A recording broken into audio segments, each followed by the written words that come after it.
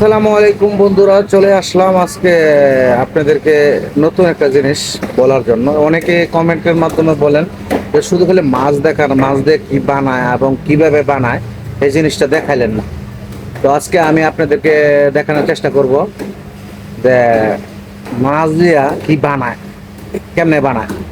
তো চলুন আমার সাথে, অবশ্যই আমার সাথে থাকলে দেখতে পারবেন যে কিভাবে মাছ দিয়া খাবারগুলো বানায়।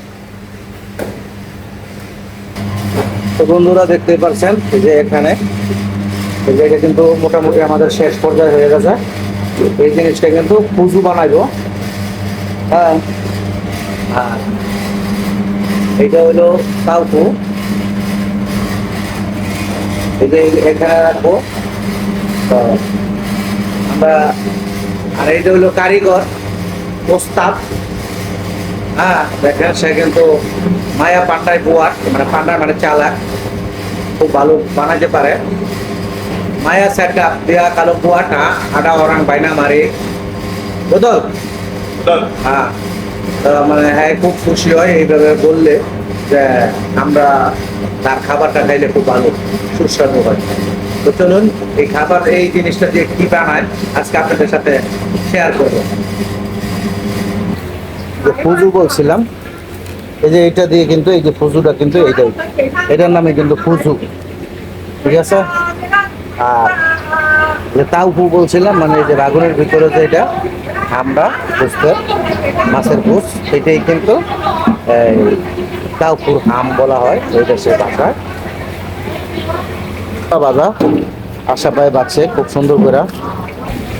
এই যে আশা পায় বাঁচতেছে, কি আশা ভাই বাজা কেমন সুন্দর হইতে, অনেক সুন্দর হইতেছে আপনার বাজাগুলা। এই এটা তো অনেক দিনের অভিজ্ঞতা আপনার, না?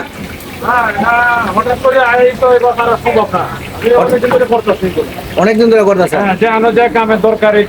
এই যে দেখেন ভাইরা, আসলে দেখলেই মনে হয় যে না খাবারের ইচ্ছা থাকে। আসলে জিনিসগুলো খুবই ভালো। এখানে দেখেন, এই যে এখানে কিন্তু যে মরিচের ভিতরে আমগুলা ভরতেছে, ঠিক আছে? অনেক সুন্দর করে আমগুলা আছে। ini orang banyak pandai buat sanapun ada buat, দেখেন ওই জায়গায় বলতেছে আলিং। ওকে গুড মর্নিং, দেখছেন এখানে কাস্টমার কিন্তু আমাদের মোটামুটি কাস্টমারে খাওয়া দাওয়া করতেছে।